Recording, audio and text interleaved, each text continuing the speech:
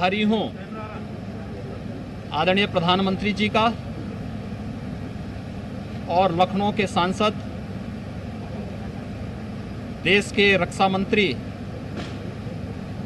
माननीय श्री राजनाथ सिंह जी का, जिन्होंने यहाँ पर आज एक डीआरडीओ हॉस्पिटल, डीआरडीओ और आर्मी दोनों की ओर से यह हॉस्पिटल यहाँ पर आज प्रारंभ हो रहा है। इस हॉस्पिटल में आज हम लोगों ने इसका शुभारंभ किया है। पहले चरण में 250 बेड आज हम यहाँ पे प्रारंभ कर रहे हैं, जिसमें 150 बेड आईसीयू के होंगे, वेंटिलेटर युक्त हैं। 100 बेड आइसोलेशन के हैं जो ऑक्सीजन से पूरी तरह आच्छादित हैं। तो 250 बेड आज यहाँ पर हम लोग डीआरडीओ और आर्मी के माध्यम से संयुक्त प्रयास से राज्य सरकार के साथ मिलकर के ये हॉस्पिटल आज यहाँ पर प्रारंभ होने जा रहा है। ये काफ़ी बड़ा संबल होगा राज्य सरकार के और देश की कोविड के खिलाफ लड़ाई में, बहुत बड़ी मदद होगी।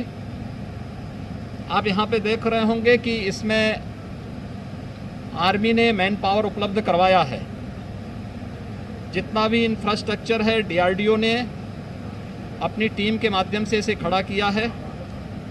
आर्मी के सभी यहाँ पे चिकित्सा विशेषज्ञ, पैरामेडिक्स और नर्सिंग स्टाफ यहाँ पर आ चुका है, जो 250 बेड को आज दोपहर के बाद से संचालित करना प्रारंभ कर देंगे।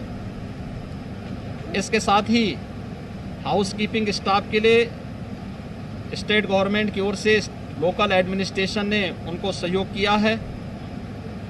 यहाँ पर जो भी पेशेंट रहेंगे, यद्यपि पूरे प्रदेश के अंदर सरकारी हॉस्पिटल में या सरकार के द्वारा संचालित या टेक ओवर किए हुए डेडिकेटेड कोविड हॉस्पिटल में हर पेशेंट के लिए वहाँ पे हर प्रकार की सुविधाएं मुफ्त में उपलब्ध करवाई जा रही हैं।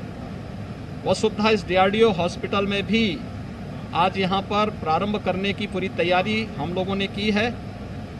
मरीज के परिजनों के लिए भी व्यवस्था यहाँ पर अलग से की गई है।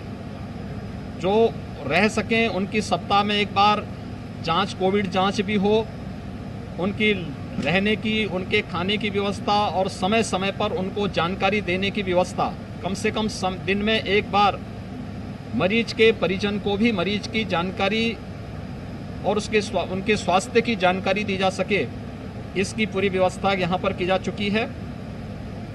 यहाँ पर ऑक्सीजन की आपूर्ति अनवरत बनी रहे, राज्य सरकार इस चीज़ को यहाँ पर इस व्यवस्था को दे रही है। हम लोगों ने यहाँ पर 3 दिन पहले ही ट्रायल के लिए पहले ऑक्सीजन उपलब्ध करवा दिया था।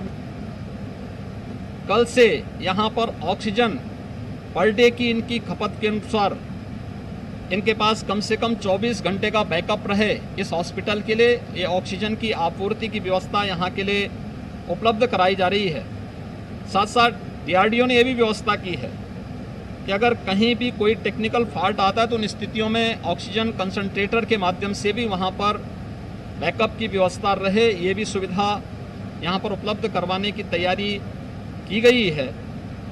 इसके साथ ही यहाँ पर यह भी व्यवस्था की जा रही है कि चाहे वह फायर सेफ्टी का हो, यहाँ पे विद्युत की निर्बाध आपूर्ति का हो, उसके साथ ही यहाँ पर जेन सेट भी स्थापित लगाए गए हैं, जिससे अबाधित और निर्बाध रूप से विद्युत की आपूर्ति यहाँ पर उपलब्ध कराई जा सके। और जिस विश्वास के साथ भारत सरकार ने, रक्षा मंत्रालय ने यहाँ पर लखनऊ के लिए, प्रदेशवासियों के लिए यह हॉस्पिटल उपलब्ध कराया है, उसको ये लोग अपनी सेवा का कार्य यहाँ सफलतापूर्वक आगे बढ़ा सकें और कोविड के खिलाफ देश की इस लड़ाई को हम आगे बढ़ा सकें। मैं आज के इस अवसर पर डीआरडीओ का यह हॉस्पिटल रक्षा मंत्रालय की मदद से आज सफलतापूर्वक बनकर के तैयार हो चुका है। 250 पेशेंट यहाँ पर पहले चरण में एडमिट करेंगे और इसको धीरे धीरे करके 500 बेड तक ले जाने की व्यवस्था की गई है। उसके लिए सभी प्रकार के संसाधन यहाँ पर उपलब्ध हैं और मैंने डीआरडीओ और आर्मी को इस बात के लिए आश्वस्त किया है कि राज्य सरकार के स्तर पर जो भी किसी भी प्रकार की कोई समस्या होगी आप यहाँ पे अवगत कराइए। जिलाधिकारी लखनऊ को इस बात के लिए अधिकृत किया गया है। हमारा एक मजिस्ट्रेट यहाँ पे उपस्थित रह करके सफलतापूर्वक इन सभी का संचालन करने की व्यवस्था करेगा, यहाँ पे इनके संचालन करने में मदद करेगा। किसी भी प्रकार की कोई भी आवश्यकता पड़ेगी तो राज्य सरकार इसमें हर प्रकार की मदद करेगा। कोरोना के खिलाफ देश की जो लड़ाई चल रही है इसमें काफ़ी पिछले 24 अगर हम लोग अप्रैल से देखेंगे तो एक्टिव केसेज प्रदेश के अंदर जो 3,09,000 तक पहुंचे थे वह घट करके अब 2,62,000 तक आ चुके हैं और ये सामूहिक प्रयास से संभव हो पाया है।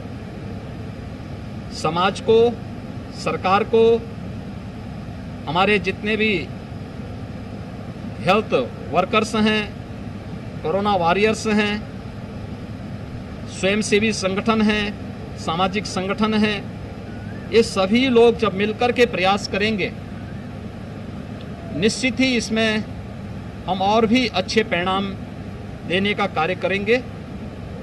सभी लोग इस आपदा के समय में धैर्य का परिचय दें। ये महामारी है।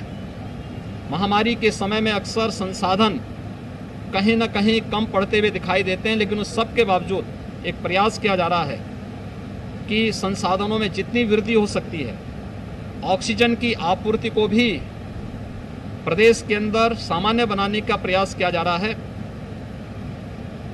कल तक हम लोग यहाँ पे प्रदेश में 743 मीट्रिक टन ऑक्सीजन की आपूर्ति करने में सफल हुए हैं। भारत सरकार ने हमें कुछ नए क्रायोजेनिक ऑक्सीजन टैंक उपलब्ध करवाए हैं। जामनगर, गुजरात से और देश के अन्य क्षेत्रों से भी ऑक्सीजन की आपूर्ति को और बेहतर बनाने का प्रयास किया जा रहा है, जिससे कोई भी व्यक्ति, चाहे वह हॉस्पिटल में हो, Covid hospital, non Covid hospital, home isolation, उन सभी लोगों को उनकी आवश्यकता के अनुसार इसकी आपूर्ति करने में और आसानी हो सके, इसको और अच्छे ढंग से आगे बढ़ाने का प्रयास किया जा रहा है। इसमें भारतीय रेल भी और हमारी वायुसेना भी मदद कर रही है। हम खाली टैंक वायुसेना के विमानों के माध्यम से देश के अलग अलग क्षेत्रों में पहुंचा रहे हैं और वहां से स्पेशल ऑक्सीजन एक्सप्रेस के माध्यम से ऑक्सीजन को हम प्रदेश के अंदर ला रहे हैं और फिर उसका डिस्ट्रीब्यूशन कर रहे हैं। ऑक्सीजन की आपूर्ति के साथ साथ उसकी कहीं भी वेस्टेज न हो, इसके लिए भी लगातार प्रयास किए जा रहे हैं। हम लोगों ने प्रदेश के अंदर ऑक्सीजन ऑडिट की एक व्यवस्था बनाई है, जिसमें IIT Kanpur, IIT BHU, IIM Lucknow, HBTU Kanpur, AKTU Lucknow, MMMTU Gorakhpur और Motilal Nehru regional engineering college Prayagraj, इन 7 संस्थाओं को हमने अलग अलग जनपदों के अलग अलग कॉलेजेज के ऑक्सीजन ऑडिट की भी जिम्मेदारी दी है। इसमें हम कितने ऑक्सीजन बेड हैं, कितने वेंटिलेटर, कितने एचएफएनसी हैं, और उसी के हिसाब से एक प्रयास किया जा रहा है कि हर ज़रूरतमंद को उसकी आवश्यकता के अनुरूप ये व्यवस्था दी जा सके। ये सभी कार्यक्रम युद्ध स्तर पर प्रयास करके आगे बढ़ाने का प्रयास किया जा रहा है। मैं आभारी हूँ आदरणीय प्रधानमंत्री जी का, जिनके मार्गदर्शन में प्रदेश के अंदर ये व्यवस्था बहुत अच्छे ढंग से आगे बढ़ाने का प्रयास किया जा रहा है। लेकिन सभी लोग एक साथ मिलकर के कार्यक्रम को आगे बढ़ा देंगे तो कोविड के खिलाफ देश की इस लड़ाई को मजबूती के साथ हम लोग जीतने में सफल होंगे। सबको पूरे धैर्य के साथ पूरी संवेदना के साथ इस कार्य के लिए लगना पड़ेगा। प्रदेश के अंदर हम लोगों ने आज से एक अभियान प्रारंभ और किया है, और वह है कि हमारे पास 97,000 से अधिक राजस्व गांव हैं। पंचायत चुनाव संपन्न हुए हैं और पंचायत चुनाव के बाद कहीं भी गांवों में ये इन्फेक्शन न बढ़े, इस दिशा से हमने हर ग्राम पंचायत में निगरानी समितियों का गठन किया है। उन निगरानी समितियों की देखरेख में आज से एक विशेष अभियान प्रारंभ हुआ है। उनके पास इंफ्रारेड थर्मामीटर, पल्स ऑक्सीमीटर और सैनिटाइजर प्रत्येक निगरानी समिति को उपलब्ध कराने के साथ एक स्पेशल स्क्रीनिंग के कार्यक्रम हर एक राजस्व गांव की ओर चलाने का प्रयास प्रारंभ हुआ है। और जो भी ऐसे संदिग्ध मामले आते हैं या लक्षण युक्त मामले आते हैं, उन लोगों का एंटीजन टेस्ट करना। जिन मामलों में जो एंटीजन टेस्ट में नहीं आ रहे हैं लेकिन लोगों में कुछ लक्षण दिखते हैं, उन लोगों का RT-PCR टेस्ट कराने की एक व्यवस्था हर ग्राम पंचायत में क्वारंटीन सेंटर बनाने और होम आइसोलेशन में रहने वाले हर व्यक्ति को मेडिकल किट उपलब्ध कराने की कार्रवाई को युद्ध स्तर पर आगे बढ़ाने के लिए निर्देश दिए गए हैं। उनकी प्रतिदिन मॉनिटरिंग हो रही है। हमें विश्वास है जनता के सहयोग से कोरोना जो वॉरियर्स हैं, इन सब के मेहनत से, परिश्रम से हमारे हेल्थ वर्कर और जितने भी मेडिकल एक्सपर्ट हैं, इन सब के सामूहिक प्रयास से कोरोना के खिलाफ देश की इस लड़ाई को हम लोग सफलतापूर्वक आगे बढ़ाने में निश्चित ही एक व्यवस्था के साथ आगे बढ़ाने में सफलता प्राप्त होगी।